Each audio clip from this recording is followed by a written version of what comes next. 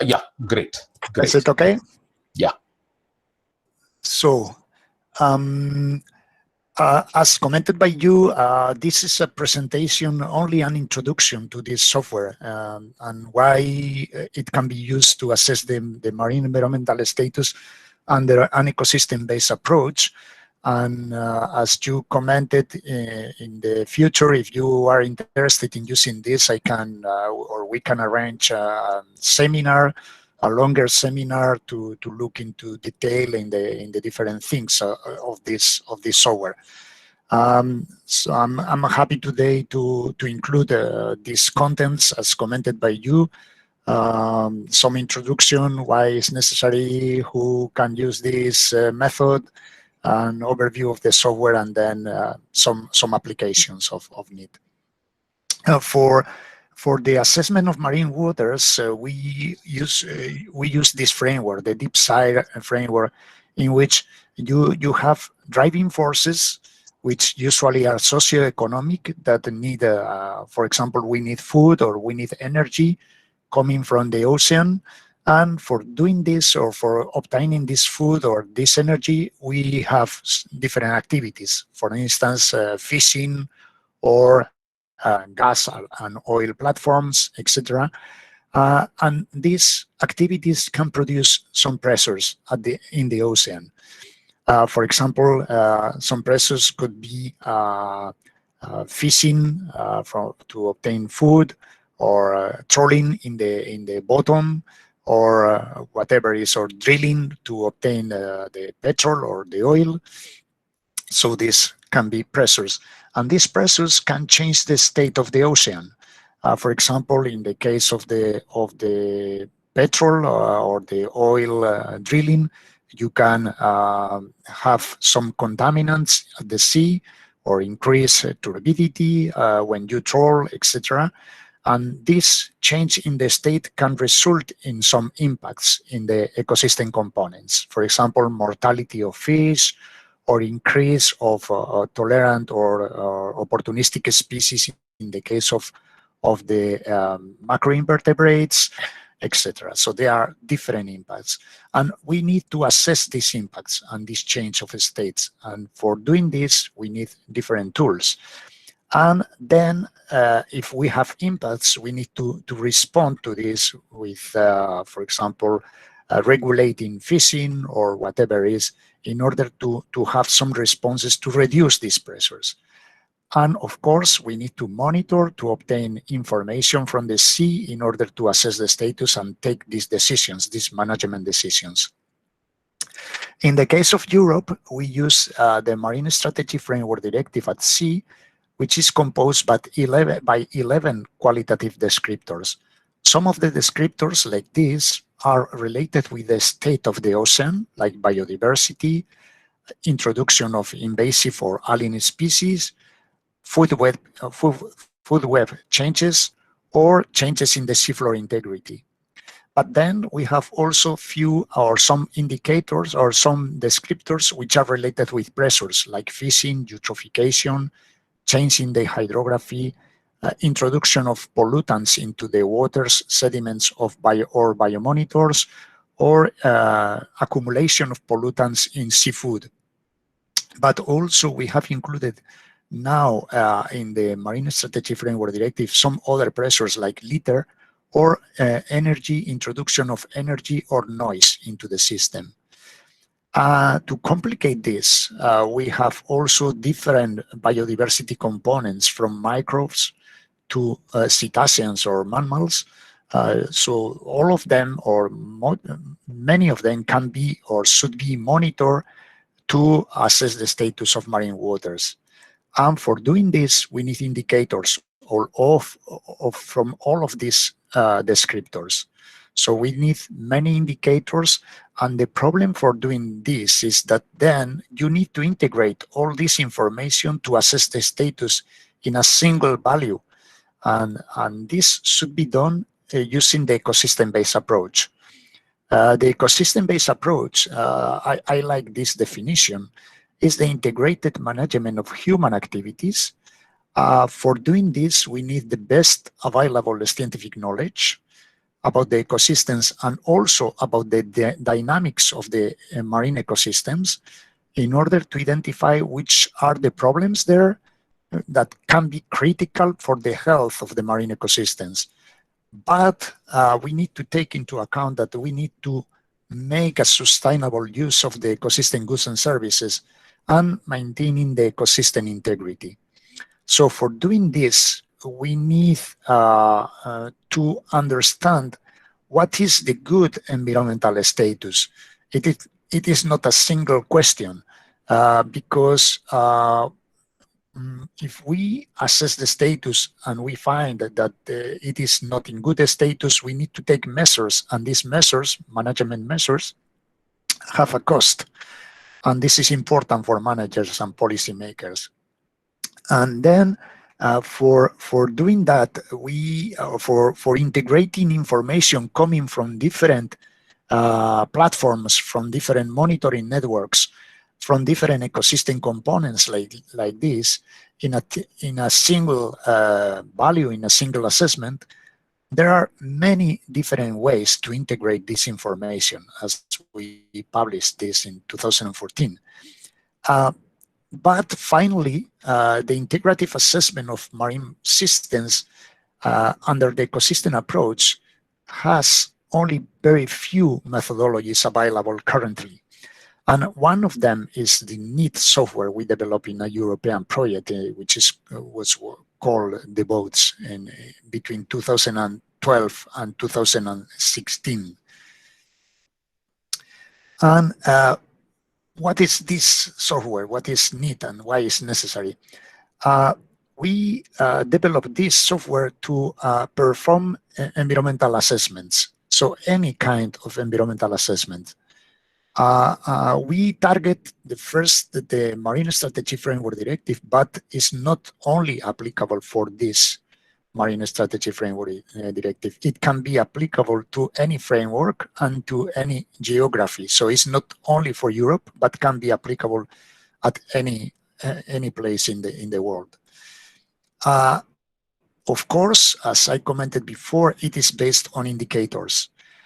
We need indicators to integrate all of them into the assessment, and because this is a tool for assessment, is the ecosystem health or the ecosystem environmental status. Another important issue is that it is an spatial assessment. So we need spatial assessment units, and we need to define spatial assessment units in which you have sampling stations and for which you have indicators for the different elements you want to assess. The output of the NEAT are values of the assessment per spatial assessment units, and for habitats and for ecosystem components. But I'm going to show you later this. And also it is important that the NEAT values, the assessment values, come together with the information on the confidence of this assessment, so on the uncertainty of the assessment, which is important for managers. And NEAT is necessary for assessing marine ecosystem in an integrative way, because you need to integrate indicators coming from different biodiversity components, from microbes to cetaceans, fish, macroalgae, macroinvertebrates, etc., but also together with the water column indicators, the contaminants, etc., etc. So many different sources of indicators. Who can use NEAT? In principle, it was designed for administrative bodies. In principle, was European institutions, but also environmental agencies, international institutions, governments, etc. For regional sea conventions, either European or in the world, because there are different regional sea conventions that can use indicator data from several countries, not for a single country. And they need to integrate all this information into a single assessment. Of course, for national environmental authorities, national governments or regional governments that can use this, And scientists and consultants can use also to test indicators, behavior, or to do specialized assessment. We have applied this for the deep sea, and also for the environmental impact assessment. You can use this to create scenarios for the environmental impact assessment. So which is the basis of this method? The basis are indicators, and the indicators are quantitative parameters that represent the state of the ecosystem. So that's important. You need quantitative values. You need observed values or measured values, and you need targets. As an example, this is to show this is the Seki depth in an estuary. Imagine that the managers have established that the target value for the Seki depth is 8 meters, and you measure the depth of the Seki disk in this estuary, and you achieve 11 meters of visibility or transparency. So you are in good status because the depth is deeper than 8 meters. If you measure with the Seki depth and it is 5 meters, you are in not good status because the objective is 8 meters and you are below. So in this particular case, you have the indicator, Seki depth, and you have the target, 8 meters, and you have the observed value and the measured value, and you have finally an assessment for these specific indicators. But the problem is how to aggregate information coming from different ecosystem components like fish, or macroalgae, or cetaceans, or reptiles, or whatever is the ecosystem component, or different habitat types from soft bottom or hard bottom, whatever is, or the water column. In this particular case, if fish is in good status and macroalgae is in not good status, what is the average between good and not good?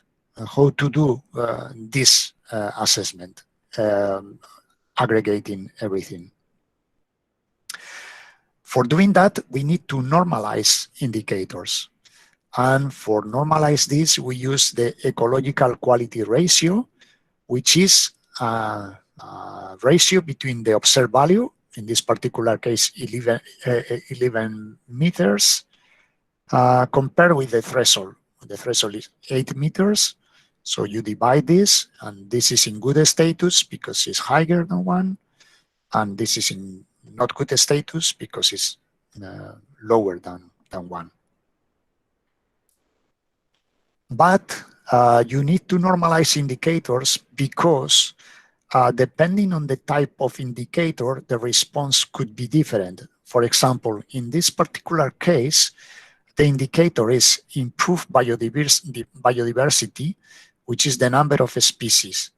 And when you have bad status, you have zero species, but when you have a lot of species, you have a better situation. So this indicator increases in this way.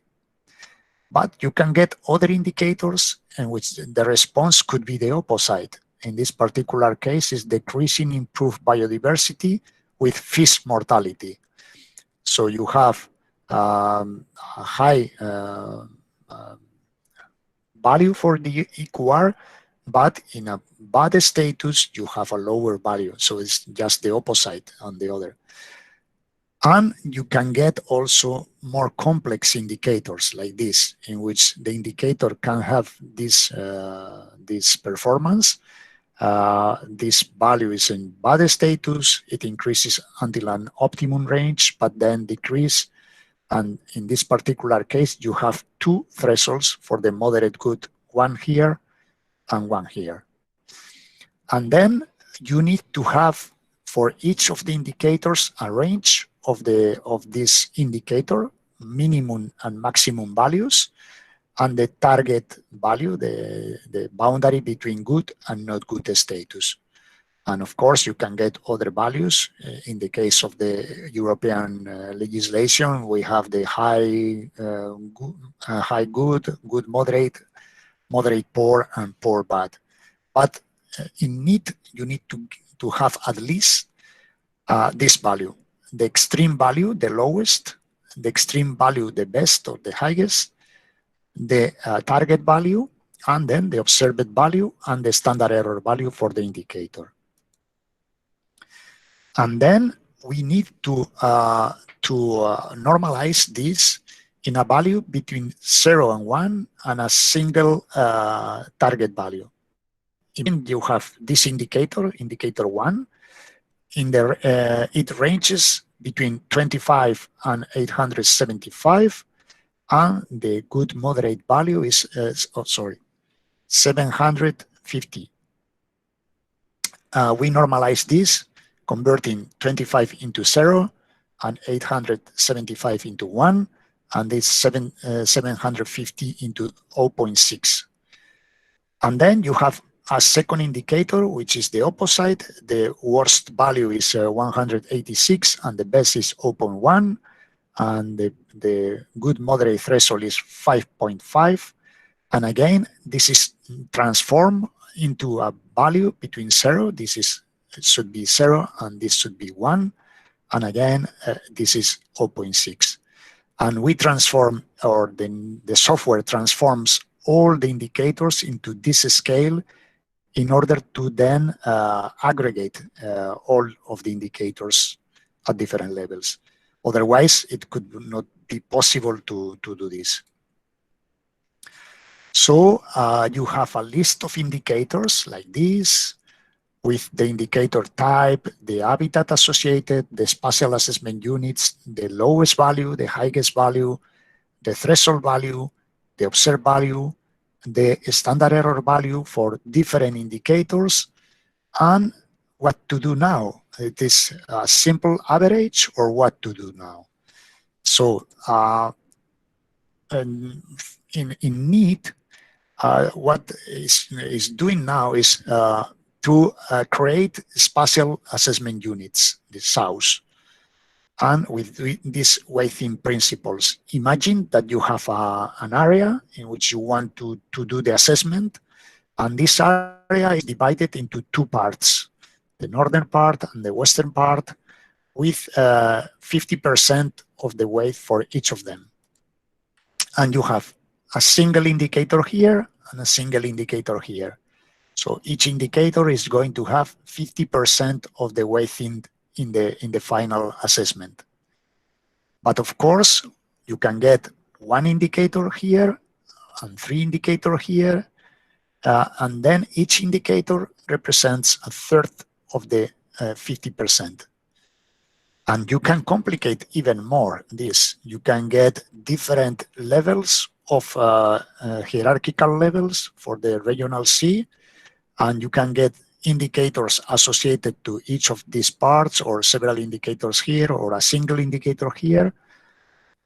In this particular case, this is complicated with a single indicator and many indicators here. So you need to be cautious about the representativeness of your indicators. So it is better to have a good number of indicators at each of the different levels in order to have a better assessment at the end.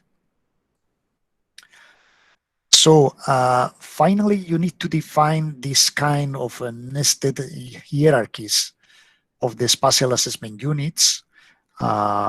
This is just an example, a fictional example. And then each of these spatial assessment units has related different habitats. The most single is pelagic and benthic, and then for benthic, mud, sand, or reef, or whatever it is. But you can complicate this.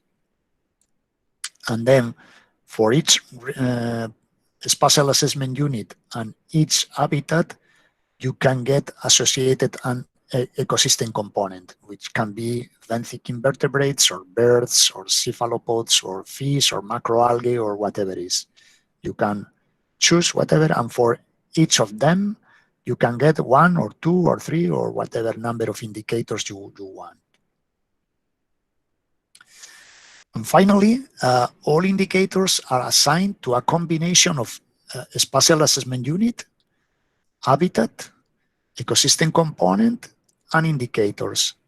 And in the case of the Marine Strategy Framework Directive in Europe, we associate them to descriptors. Remember the 11 descriptors? This is for commercial fish or biodiversity or seafloor integrity, eutrophication, etc. Even if you use this, it could be useful to assign to this kind of descriptors, because then you can get the assessment at different levels. For example, at the level of the ecosystem component, at the level of the habitat, or at the level of the descriptor. So you can get the assessment for commercial fish, for eutrophication, for noise, for litter, or for all together. So the spatial assessment units and their habitats can have their area used as weighting factors. Additionally, you can use priority factors if you wish, but usually they are not used. I can explain later. And you have final weights, which is a product of the area and priority. And the weighting is on existing entities, not on the indicators. So the weighting is in the spatial assessment units or in the habitats. And the weights are distributed through the hierarchy of the spatial assessment units and habitats used in the assessment. So no single indicator can dominate the assessment, reducing the risk of bias in the assessment coming from the use of many highly correlated indicators on the same issue. So this is important, because otherwise, if you have a single indicator that dominates, the final assessment could be a problem. It is better to have this distributed along or through the hierarchy of the weighting in the spatial assessment units.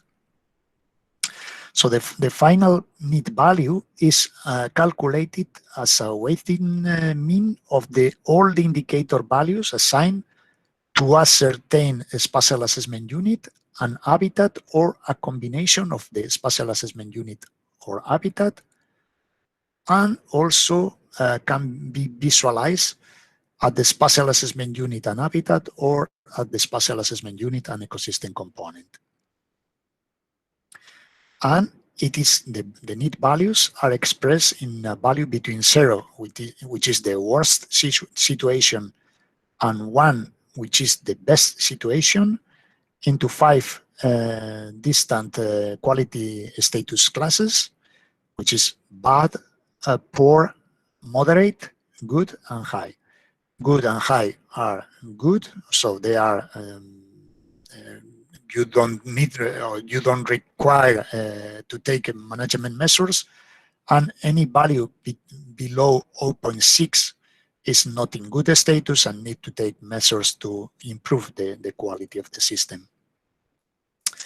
And as I commented, it is important to know that you also obtain a confidence or uncertainty assessment, which is a normally distributed random variable for each of the indicators with simulations. You can select the number of simulations, and you obtain this distribution in which you are more or less confident. In this particular case, most of the cases are below good status, so you can be very confident that in this particular assessment, you are not in good status. The software is very flexible and calculate automatically the confidence, the uncertainty. It already includes 600 indicators, but it is better if you include your own indicators, because these indicators are simply for an indication, but they are not assessment scales included. It is very user-friendly interface, and the complexity is hidden in the need. But you can customize the assessment. If you need to customize it, you can do it. And also can be used for any type of assessment. As commented before, you can use for environmental impact assessment or whatever is the assessment you want to do. Of course, it's free of charge. You can download the software from this web page and install it either in Windows or Mac. And there is a manual to understand how to use it, and also there are tutorial videos. And this is like it looks like the the main window for PC and for Mac, with a single presentation with the biodiversity assessment, the spatial assessment units, habitats, ecosystem components, indicators, and some references. And then you can click at any of them and look at the different assessments. You can get examples, or you can get your own assessments here. For example, here, I think these are examples for the main software. Different examples on the assessments. And also there is spatial assessment units, like here. There are spatial assessment units for Europe, but you can create your own spatial assessment units by clicking here, and you can create your own spatial assessment unit distribution and hierarchies here, using these buttons in the bottom. Also, there are indicators already as example, but it is better if you can create your own indicators. And if you are going to create a project to calculate something, it is better to include something to identify your project, and then the name of the indicator. This is because then when you look here for searching your indicators, if you search by BS in this particular case, you obtain all the indicators associated to your project. Also, you have here the different indicators, the different spatial assessment units associated, and here you can add your own information with your observed value and the standard error value, and then you can do the assessment here, close the assessment, etc.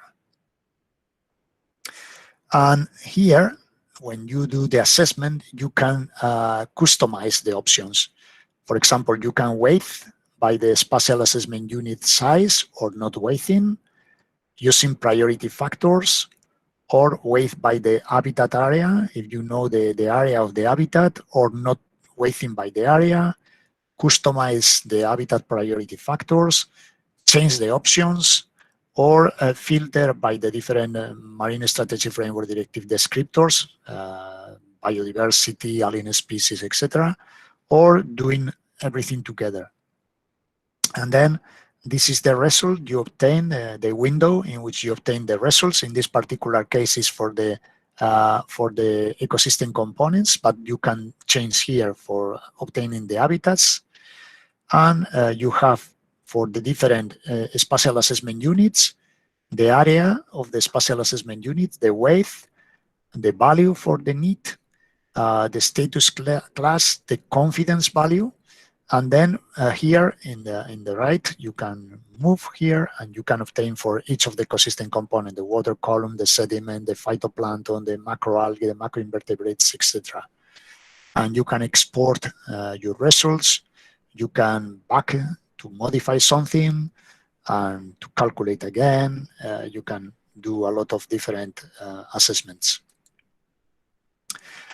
So here, this is just an example for in which you can build a case study. Of course, the area in which you can apply this can be from a very small area to a large area like this. This is just an invented example for India, in which I have distributed some estuaries or lagoons here.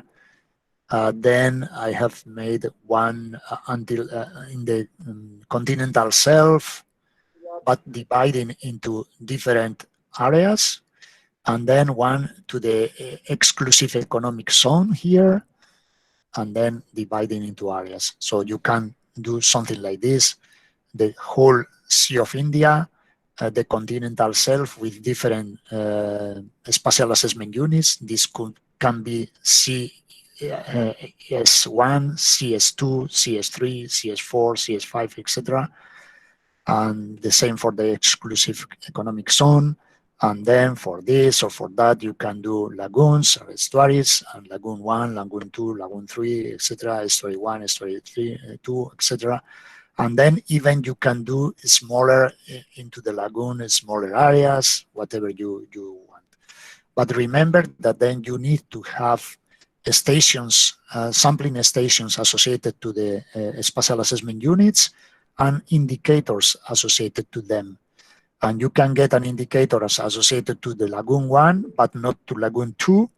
You can get indicators associated to this coastal or continental shelf, etc., etc. So you can get these different issues.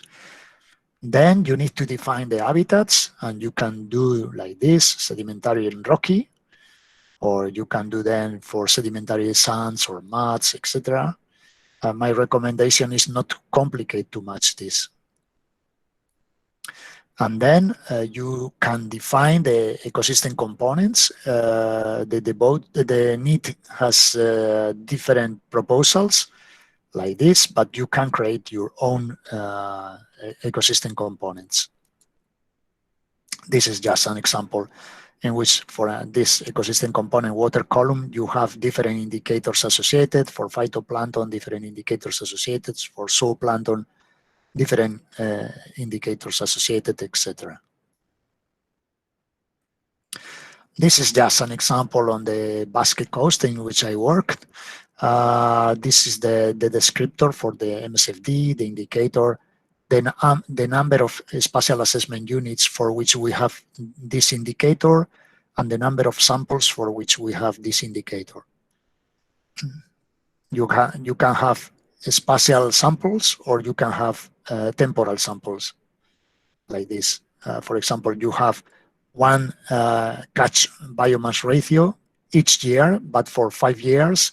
So you can calculate the mean value and the standard error value with 5 years. And then you have this information, the spatial assessment unit, the habitat associated, the ecosystem component, the descriptor in the case of the MSFD, the indicator, the units for the indicator, the worst value, the target value, and the best value, the observed value, and the standard error value. You can prepare this into an Excel file and then include all this information into NEET to calculate. Just a few applications of NEET. We validated the software using these 10 case studies across European seas. We use from the Arctic seas to the Black Sea and the Mediterranean, so from the cold water to the warm waters, from very large areas, near 1 million square kilometers, from very teeny like this, which was less than 500 square kilometers, with different size of areas. Then we apply this to another different application, which was in the Caspian Sea in Iran for bathing waters. We studied and we did an ecosystem-based approach for bathing waters, looking if it was possible to distinguish between impacted and non-impacted bathing waters, including different indicators, and we were able, using NEET, to distinguish between both. But also, we look for the sensitivity of the indicators when using aggregation methods to assess the status. We published this paper in 2019, in which we compared not only a spatial assessment but temporal assessment. This was in Greece. We have different spatial assessment units like this, etc. But also we have different times. In this particular case, we were interested in the response of the system to management measures. This was before the secondary treatment in the wastewater treatment plan. This was 5 years after this was immediately after the secondary water treatment plant started, and this was after 10 years of this, for 3 different spatial assessment units and different ecosystem components. So you can see here the evolution at each of the spatial assessment units and the global, and for the different ecosystem components. And you can see here that the benthic fauna started to recover very slowly, and the phytoplankton recovers very quickly, as well as the water column. The sediments were more slow in recovering again. So, but you can see that for the whole Saronicos curve, started in moderate status, improve a bit, and then achieve good environmental status. But here, still there is a problem, especially in the sediments.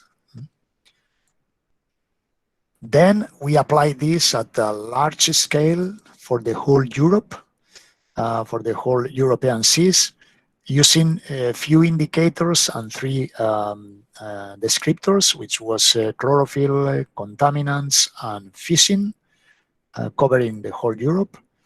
And we have, for the 3 descriptors, different indicators, and these are the values we use.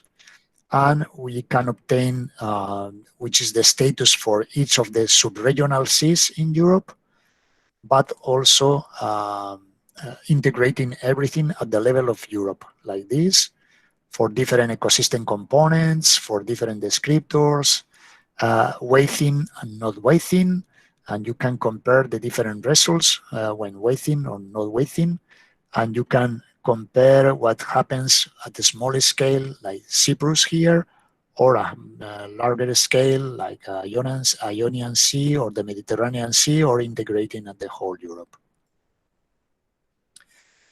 Then past year, we published this paper assessing the status in deep sea ecosystems, which is interesting. We use these 9 very deep sea data sets at different Atlantic areas. And you can compare the status. This is in good status in blue. In gray, it's acceptable, and in red, it's in poor status. And you can compare the different areas. And also, we compare the results obtained for the different areas with the level of agreement with the expert judgment compared with the need assessment. And in general, the agreement was very, very good. And the most recent paper is this, which was accepted past week, and I hope that it will be published next week, in which we compare an assessment at the level of a country, which is Malta. It's very small, but we can compare the official assessment they did for the Marine Strategy Framework with this assessment using NEAT. And the assessment is quite good using NEAT, and I think that it should be or could be used by member states in Europe to assess the status. So finally, some recommendations when you use NEAT. Before starting to apply, first analyze your data. Which variables are you monitoring? Which is the distribution of the monitoring stations in the spatial assessment units? Which periods you have sampled? And then first, the most important is you need to decide on your spatial assessment unit nesting.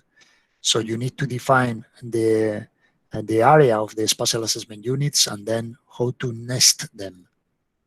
Then you need to select a period of analysis. This depends on the objectives, but usually we recommend periods of 5 years, because many indicators could be available only a single year.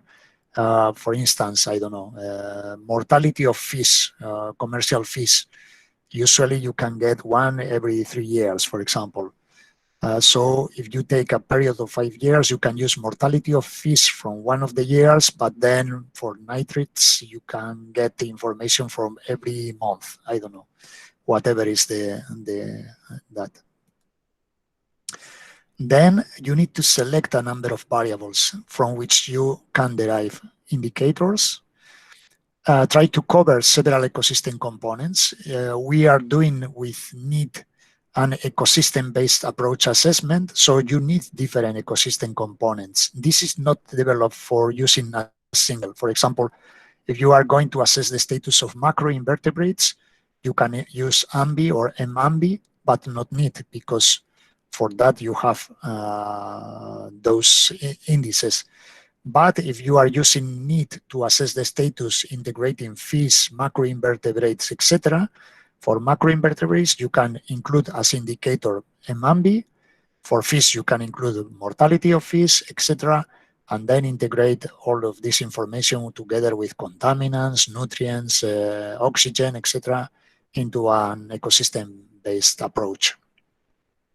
So you include water column, phytoplankton, macroalgae, macroinvertebrates, etc.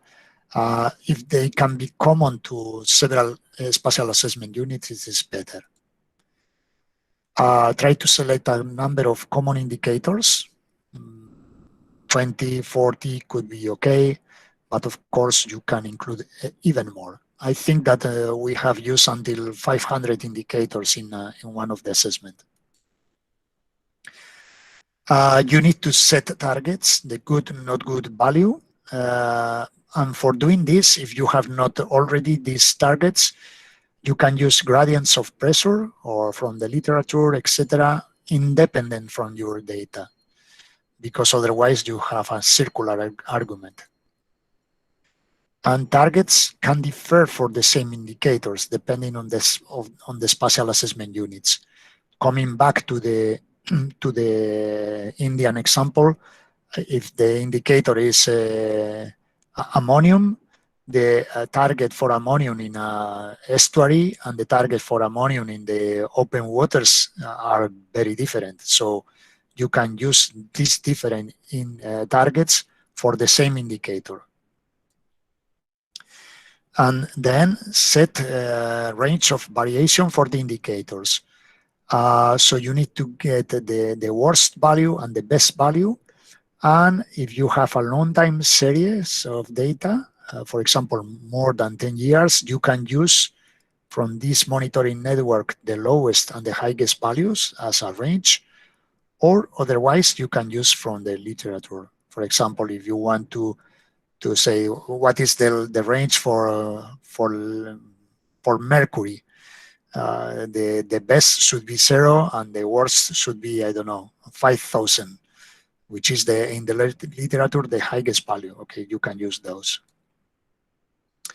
And then do not use NEAT at the level of the individual stations, but group stations from the same spatial assessment unit. So you need to calculate the mean and the standard error for the different group of stations at the same spatial assessment unit. And then for the spatial assessment units, you can use as many as you want, but then you need, for doing this, you need to have indicators and stations associated. And then group them as coastal, offshore, open waters, whatever you want, depending on the management needs, of course. And habitats, agree in the habitats to be used, but my recommendation is not use too many. Make it simple. And then for NEAT, include all the information in an Excel file, and then create the spatial assessment units, including the size, the habitats, the ecosystem components, and indicators, each of them under the same project you are creating. And then when including an indicator, start its name with the name of the project, and to find them better. For example, Indian nitrate, Indian chlorophyll, Indian whatever is your. Make a single project and add all the data to calculate, and then start calculating everything. That's all from my side. I don't know if you have questions. Yep. Thank you, Dr. Borja. Very nice, very crisp and very elegant presentation.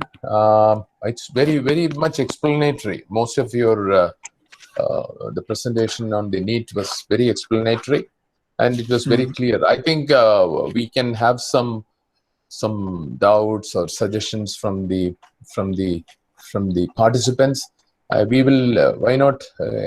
I think all of we have not received anything in the chat box, but we will start with Professor Ajmal Khan, sir. Sir, you will be having some information to share. Yeah.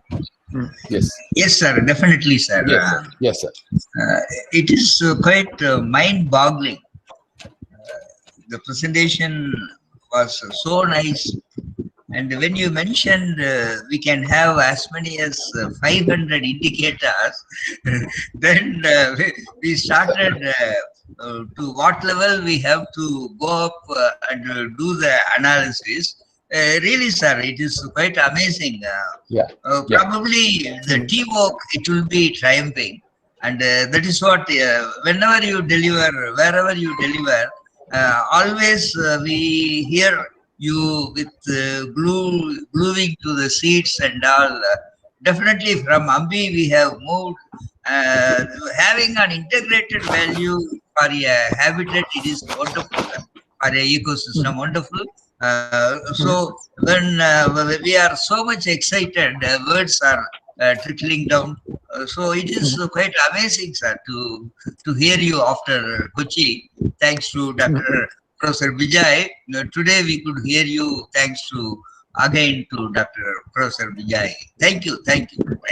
So we will hear, we will follow you. Whatever you do, we will follow you, sir.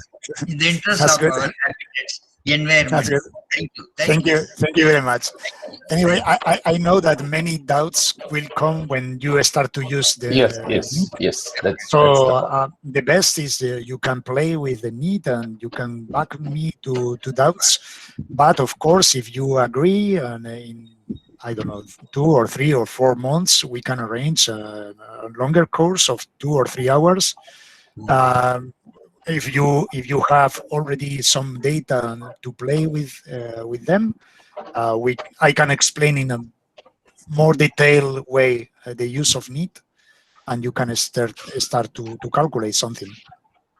Yeah, there's a question from Calcutta University, sir. Thank you, Ajmal Khan sir. We come to the question has been raised by from Calcutta University. I don't know who it is. Salu. I don't know what's the name of the participant. Yeah, it is. Can you? Yeah. I can see in case in India details of the string words are required. And do you think the 16? Yeah. What's your good name? Yes, I can see in the chat the question. Yes, you can use. Yes. For example, you can use NEET at the level of an estuary. Yeah, estuary. Of course, if the estuary is very teeny, NEET is not to be used in very teeny estuary. But if the estuary is very large, and you have different spatial assessment units, for example, linked to different salinity stretches, or different habitat types within the estuary, you can use it, associating this different spatial assessment unit to different habitats, to different ecosystem components and indicators. Yes, you can use. Yes, that was a question from Saurav Paul from Calcutta University. Now we have another question from Krishna Palit. So can we use the software for the assessment of small ecosystem like pond ecosystem? That's good. That's a good question. If it is very small, no, because finally you have probably you have a single spatial assessment unit, which is the pond. Assessment.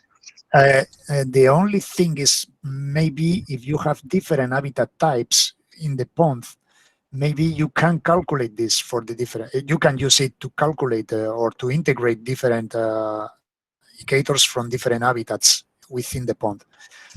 You mean to say you could have around 20 to 40 assessment indicators? Then will it fit into the pond system? Yes. Of course, you can get only for one spatial assessment units. So but, you get only of one course, spatial assessment. you can use it. Yes, of course. Yes. They finally need is a system to integrate information coming from different sources. So whatever is the size you can of the ecosystem, you can use it. Yes, thank you. There's another, our friend, Dr. Debashish Mahapatra. He is from the Chilka Lake ecosystem. And he has just a genuine question. And it's a very dynamic brackish waters ecosystem on the east coast of India. So can we use the software there? It's very dynamic, very much. There's got a lot of tidal actions, very interactive, diverse system. Yeah, I think that probably yes. It depends on the information you have from it, and also depending on the objectives we have. You have, if it is very dynamic, probably because you have monsoon, pre-monsoon, after monsoon, etc.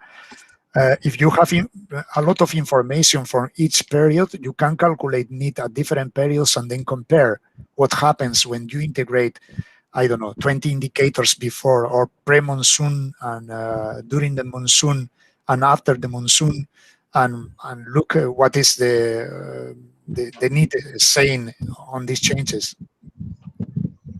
Yes, thank you. I have just a simple question for you, because you mentioned about that the need is covering the marine strategy framework.